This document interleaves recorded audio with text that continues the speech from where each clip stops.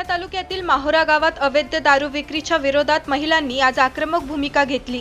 भर पावसातही मोठ्या संख्येने महिला रस्त्यावर उतरल्या आणि गावातून जनआक्रोश रॅली काढत अवैध दारू विक्री बंद करण्याची मागणी केली। महिलांचा आरोप आहे की ग्रामपंचायतीने दारूबंदीचा ठराव मंजूर केला असतानाही गावातील काही किराणा दुकानांमधून खुलेआम दारूची विक्री सुरू आहे। त्यामुळे तरुण पिढी व्यसनाच्या आहारी जात असून अनेक कुटुंबांचे संसार उद्ध्वस्त होत आहेत। घरदारात वाद, भांडणे आणि आर्थिक अडचणी वाढत असल्याचेही महिलांनी सांगितले आहे। अवैध दारू विक्रीला विरोध केल्यानंतर काही दारू विक्रेत्यांकडून महिलांशी उद्धट आणि अरेरावीची भाषा वापरली जात असल्याचा गंभीर आरोपही आंदोलकांनी केला आहे।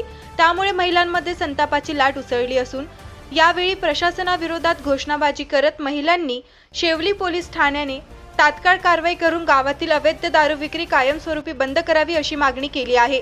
दरम्यान कारवाई न झाल्यास जिल्हा पोलीस अधीक्षक कार्यालयावर मोठा मोर्चा काढण्याचा इशारा महिलांनी दिला असून आता पोलीस प्रशासन यावर कोणती भूमिका घेते याकडे सर्वांचे लक्ष लागले आहे।